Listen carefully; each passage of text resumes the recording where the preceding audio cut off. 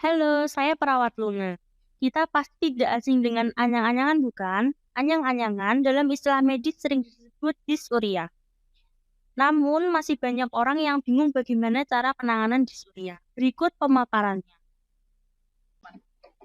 Dysuria adalah istilah medis yang digunakan untuk menggambarkan rasa sakit atau ketidaknyamanan saat buang air kecil. Dalam bahasa masyarakat kita, dikenal dengan istilah anyang-anyangan. Keluhan ini bisa terjadi pada anak-anak sampai orang tua, baik laki-laki ataupun perempuan. Beberapa manifestasi klinis yang umum terkait dengan dysuria meliputi 1. Rasa nyeri atau sensasi terbakar saat buang air kecil. 2. Rasa perih atau gatal di sekitar uretra atau daerah genital. 3. Perasaan ingin buang air kecil terus-menerus. Frekuensi buang air kecil yang meningkat. 4. Sulit memulai atau menghentikan aliran urin. 5. Aliran urin yang lemah atau terputus-putus. 6. Adanya darah dalam urin atau yang biasa kita sebut hematuria. 7. Adanya lendir atau nanah dalam urin. 8. Rasa tidak tuntas setelah buang air kecil. Ada banyak kondisi yang jadi penyebab dysuria. Sebagian besar penyakit pemicu dysuria dapat diobati dengan mudah asalkan dideteksi lebih awal. Berikut ini beberapa kondisi yang paling sering menjadi penyebabnya. 1. Infeksi saluran kemih.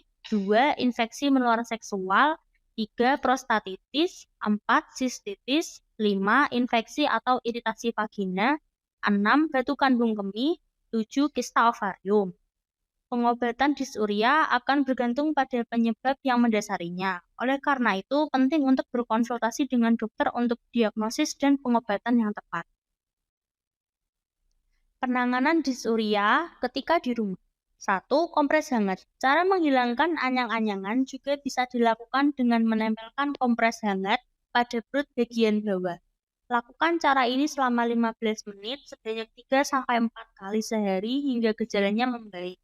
Selain dapat mengurangi nyeri yang dirasakan, kompres ini juga bisa membuat kandung kemih melemaskan dan melebarkan otot yang kaku. Sehingga selain nyeri lebih berkurang, perasaan masih ada air seni walaupun sudah buang air kecil juga akan berkurang. 2. Jangan menunda buang air kecil. Meski terasa nyeri, usahakan untuk tetap buang air kecil ketika muncul dorongan untuk berkemih.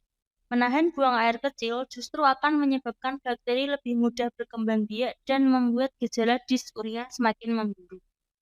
3. Memperbanyak asupan air. Usahakan untuk memenuhi kebutuhan cairan tubuh dengan mengonsumsi 2 liter air per hari. Hal ini bertujuan untuk meningkatkan frekuensi buang air kecil. Dengan begitu, akan lebih banyak bakteri yang ikut terbuang bersama urin. 4. Memperhatikan asupan makanan dan minuman. Ketika sedang dalam kondisi ini, sebaiknya hindari beberapa makanan dan minuman berikut. Yang pertama ada makanan pedas, minuman beralkohol, makanan dan minuman asam, makanan dan minuman dengan pemanis buatan, dan yang terakhir ada makanan dan minuman yang mengandung kafein seperti coklat, teh, dan kopi. Semoga membantu. Sekian, terima kasih.